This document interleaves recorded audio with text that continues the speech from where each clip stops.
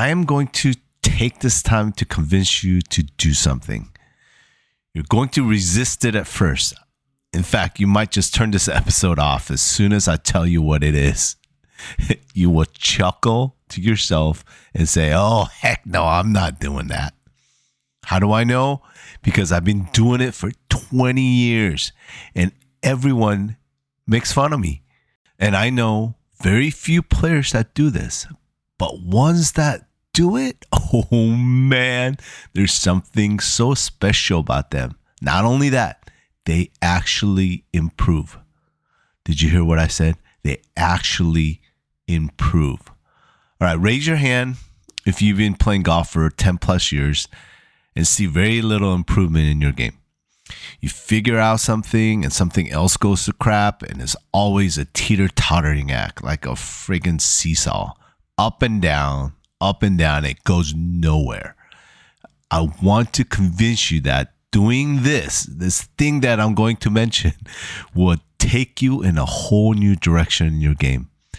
A clear, concise, and proven method that will help you set goals and achieve them. Are you ready to hear what I want you to start doing? Okay, here it is. I want to convince you to start logging your golf data from now on. Hello? Are you there? Log your golf data from now on. I'm not only going to teach you how to do it, but more importantly, why you should do it. And of course, I will teach you what to analyze and how to set goals to chip away at it, to make small gains, to eventually transform your game. I have data to prove that keeping data works to improve your game. Did you get that? I have data to prove your data. Oh man, I'm hilarious.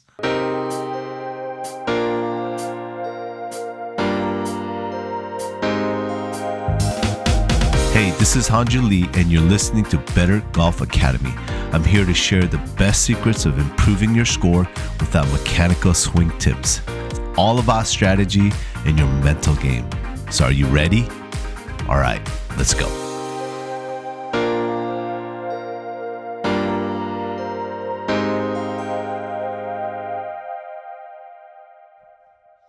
Hi, everybody. Welcome to the Better Golf Academy podcast. I am your host, Hanju Lee. Thank you so much for listening. As I mentioned last week, I was going to play a tournament on Saturday, and I was going to implement what I've learned from my previous episode talking about the conscious versus unconscious. You guys remember that from last week? And to see how I do it. So let me tell you something. By saying that out loud on the podcast, I added another level of pressure. And I'm not going to lie, it stressed me out a bit because I have to go back out and tell them what I did. But I am happy to report I played well. I didn't win, but I shot 2 over, 74. And my course handicap was 2, which means I shot 72 net, which wasn't good enough to win. I ended up getting 3rd place. Congratulations to Michael Hussey and Timmy Sung, who shot 69 net. And Michael won the cutoff playoff, and Timmy got 2nd. But for me, I really focused on not focusing, truly allowing my subconscious to take over my swing and not allowing myself to trust it. And I had to be very intentional on every swing. And my pre-shot routine, I really had to let go once I addressed the ball and just blank out my mind and any swing thoughts and just trust that my subconscious is going to take over. And it was really helpful. And you know what? Really, it worked because it was one of my best rounds out there.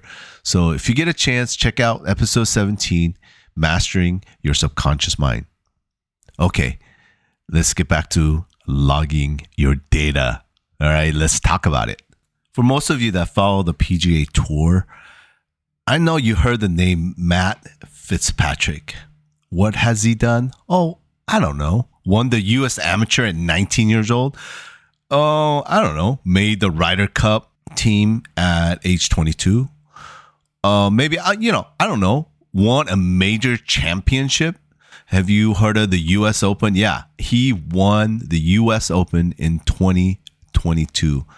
What's fascinating about his story is that he wasn't born with this crazy talent for greatness. In fact, quite the opposite. He struggled with a lot of things, including his length off the tee. But what set him apart was best described by his buddy and sports writer, Dan Rappaport. I don't know if you guys follow him or not, but you should. And he says this after Matt's U.S. Open win. This is Dan talking. He says this: "You'll see Matt Fitzpatrick writing notes after every single shot. That's because he has charted every single golf shot since he was 15 years old. For example, say he's 165 yards out and hitting an 8-iron, but he wants to land it 161 yards, 8 yards left of the flag. If he hits it 165 and lands it in the hole, he'll chart it as a 4-yard miss on a distance and 8-yard on line. This gives him way more accurate data than ShotLink because he's measuring versus his target, not where the hole is. So he has a database of thousands and thousands of shots. And he'll also note what the lie was, what the grass was like, where the wind was blowing for every single shot, every practice round, pro-ams, casual rounds with friends, everything. He knows he doesn't have the physical gift of the guys that he plays against. So he leaves 0 stone unturned in pursuit of a slight advantage. And then he'll search for another stone. He's so disciplined, takes his career so seriously. So Dan posted all that.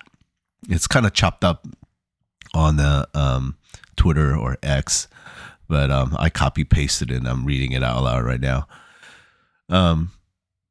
But if you after he posted all that, there's a really funny comment right below his post, and it's this random guy named Drew, and he replies on there. He says, "So, does that really help?" Well, yes, it does, Drew. That's the whole point, Drew. He freaking just won the U.S. Open. Now, I'm not saying you need to log what Matt Fitzpatrick is logging in that finite detail, but what I'm saying is that there's some truth to this madness, and I'm going to break it down for you. I want you to stay with me until the end of the episode. Then you can decide if this logging your data thing is for you or not, because I know some of you may already made up your mind, and you're saying to yourself, "Oh, dude, I'm not that data guy. Dude, that logging that data is so distracting. Dude, I'm like a field player, and that's way too much work." Okay, those are all valid, but you need to hear me out. So are you a dreamer? Not like, yes, I dreamt about cats attacking me and chewing off my ear last night. What do you think that means? Or like, yeah, I daydream every day about sitting on the beach in Caribbean drinking margaritas. No, I mean like dream. Like according to Dr. Bob Rotella, like a dream that is of passion and tenacity. Something that you want so badly that you're willing to sacrifice something else for it. In fact, this is a very first mental principle a golfer must learn. He says this: a person with great dreams can achieve great things. A person without the confidence to pursue his or her dreams has consigned himself or herself to a life of frustration and mediocrity. And those two words pierced my soul when it comes to golf, right? Frustration, yes. Mediocrity, yes. I don't want those. So Dr. Bob Rotella, in his book, Golf is Not a Game of Perfect, starts on chapter 1 by telling a story about Pat Bradley. And if you don't know who she is, just look her up. She was on the LPGA Tour. I used to watch her play all the time. And he said she sat on his couch because Dr. Bob Rotella is a sports psychologist. So So he has a couch. And she said, "Hey, Bob, I am past 30. I want to win more. I want to win majors. I want to be player of the year, and I want to be in the LPGA Hall of Fame." And he said she was so intense and so excited that just talking with her exhilarated him, and he knew she was on the quest. So to make a long story short, with this dream, she started winning. And eventually in 1991, with her fourth victory that year, she qualified for the LPGA Hall of Fame and was inducted. The ceremony was at Ritz-Carlton in Boston. And after the ceremony, she approached him and said, "Hey, we need to talk." And he's like, "What do we need to talk about?" And she said, "Where do we go from here, Bob? We got to find a new dream. What's next?" And this story ends with Dr. Rotella saying, "And she hasn't won since 1991. And I know that when she seizes on a new dream, she will win again. Her dreams propel her." It was kind of a sad ending to that story. But yes, we should all dream. And yes, I think we should all dream big. And yes, I believe that this whole thing starts with a dream. And I believe that in order to achieve greatness or to reach your full potential, you have to start with a dream. But here's a problem with the dream. It represents what we hope to achieve, but it's broad and it often lacks a clear plan. But goals are specific. Goals are measurable, and goals are actionable. They turn dreams into reality by breaking them into achievable steps. So did you guys hear that? Dreams propel us, but we need a clear plan. And the plan requires us to set goals. And goals are specific, and they're measurable and actionable. The key word there is measurable. We need to measure. Can I share a boring engineering story? I was a national service manager in my past career at a very large manufacturing company. I moved up from a design engineer to industrial engineer and finally to a management position where I took over a technical service department. And one of the things that I was overseeing was all the warranty issues. Okay, that wasn't a fun job, by the way. And I was at this company right out of college for 14 years. So I knew these products inside and out, especially from the engineering perspective. Now, from the warranty perspective, every freaking thing that gets done on our equipment gets logged. It gets measured. Every component that gets replaced or breaks down gets logged. Every labor activity has a 3-digit code that gets logged. And all that to say, data, anyone? So we had data. So now what? So with that data, we created a committee. And it was me, a production manager who was in charge of the assembly line, a buyer who was in charge of all the vendors, and an engineering manager who was in charge of the product design. And once a week, we would gather and review my weekly warranty reports. And I would break it down by product, by component, by labor code to figure out what the heck went wrong with this unit. And this is where we can decide if we need to recall a product or recall a component due to high percentage issues because it's costing our company a lot of money. But most of the time, we would brainstorm how we need to make the product better so that our company will spend less money on warranty issues, and we create an industry brand name that says we're reliable and that we can be trusted. But that's not all. We set goals for each product. We set goals on the number of warranty claims this quarter versus last. We set goals on the number of component failures this quarter versus the last. We set goals on the service calls this quarter versus the last.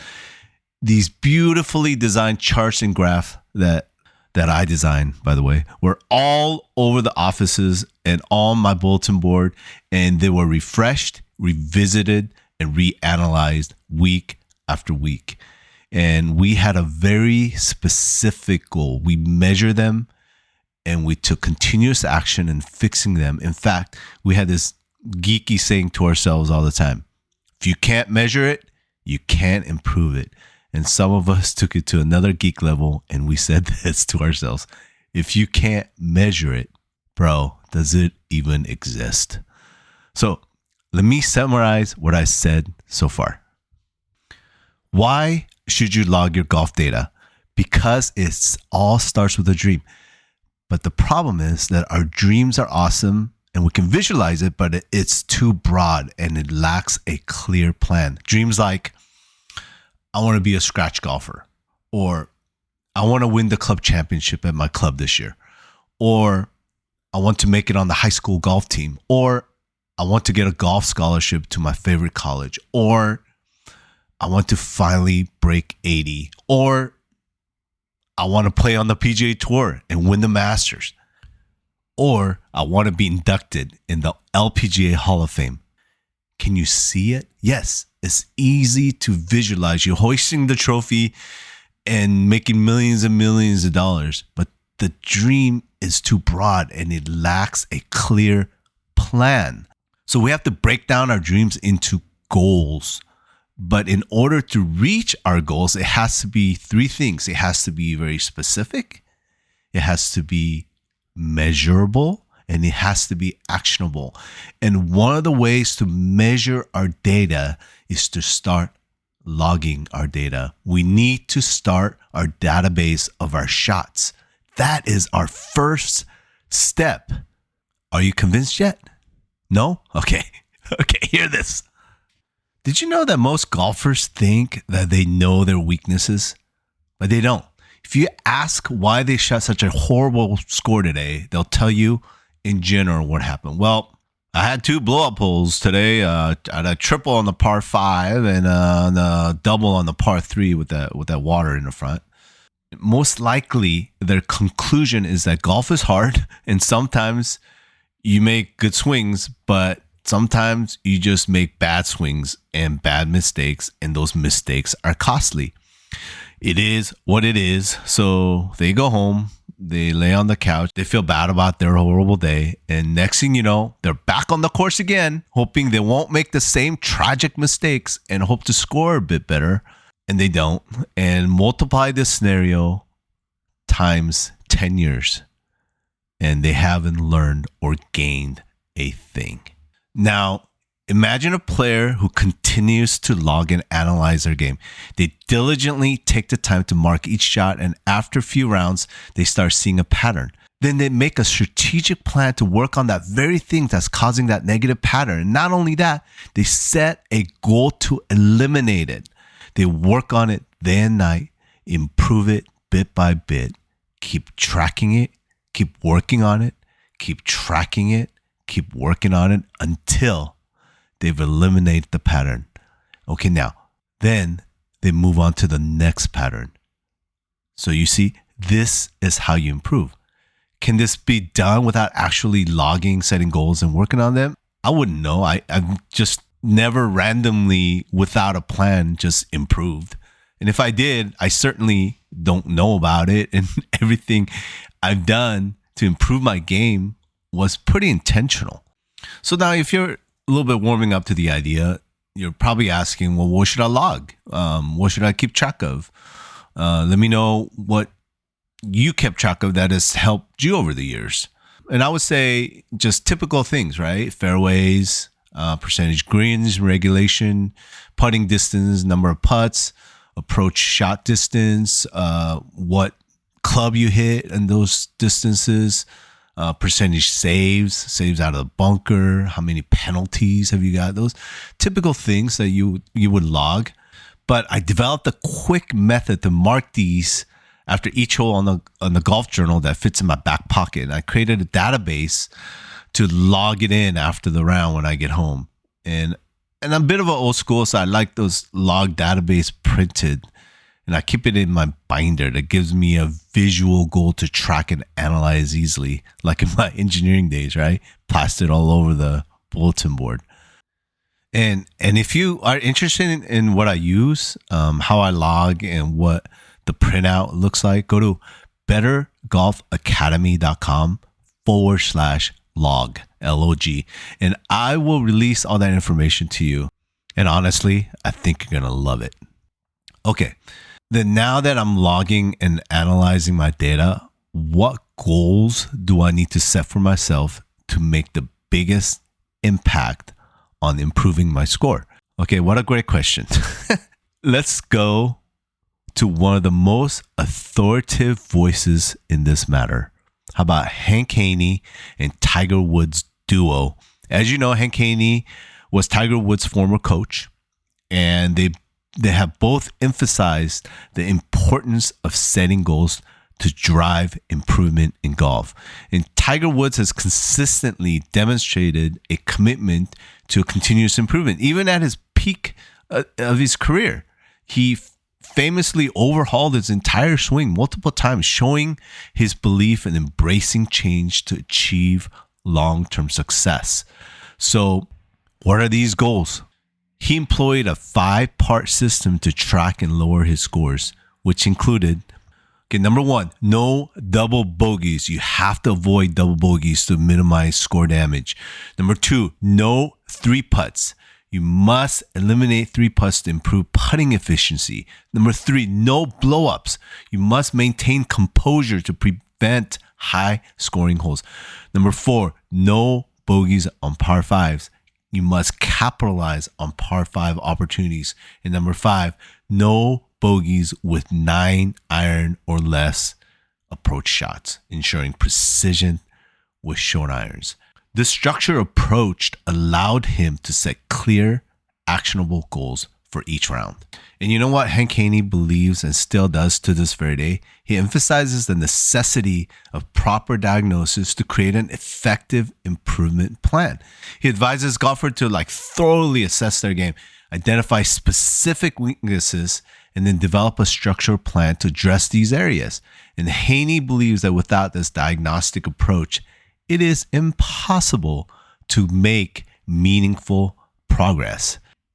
I mean, think about it. If you dive deeper into what these top athletes are doing, it's really all about data. And right now, all I'm telling you about is just simple data, right? Wait until we dive deeper into launch monitors and what these golfers are using to track and improve their game. It can be endless. Look at the ball flight data. They're tracking their carry distance, total distance, ball speed, launch angle, spin rate, spin axis, peak height, landing angle, side carry. I mean, looking at their clubs, have you ever got a club fitted? Club speed, the smash factor, the club path, the face angle. Come on. The lie angle and impact. Even putters, you can get fitted for putting. Launch direction, your skid versus roll ratio, face angle and impact. Should I keep going? I mean, here's the thing. If you're not tracking your game, you're guessing. And in golf, guessing doesn't lead to improvement. It leads to frustration. It leads to plateauing. And it leads to wasted practices. The best players don't just hope to get better. They track everything. They know how many fairways they hit. They know how many putts they take. They know where their misses go, and they know how often they get up and down. They collect their data, they analyze it, and they make adjustments. That's why they improve. If you truly want to shoot lower scores, stop relying on feel alone and start logging your stats. This is the difference between playing golf and improving at golf. If you don't measure it, bro, it doesn't exist. And if it doesn't exist, how can you fix it? So here's your challenge. For the next 5 rounds, track your stats. Be brutally honest. Once you see the pattern, you will know exactly what to work on. No more wasted range sessions. No more mindless grinding. Just real improvement. Measure, adjust, improve. That's how you get better. Whew. Man, that was good. I hope it was good for you too, and that you've gained something from this episode. Have I changed your mind yet? If you did, and if you got anything out of this, do me a big favor. Could you please share this with a friend that needs to hear this? And also, do me a huge favor. Leave me a review. I would love for you to subscribe. And if you want to chat with me directly, go to bettergolfacademy.com/hello and leave me a note. I promise to get back to you. So let's keep building this Better Golf Academy community together.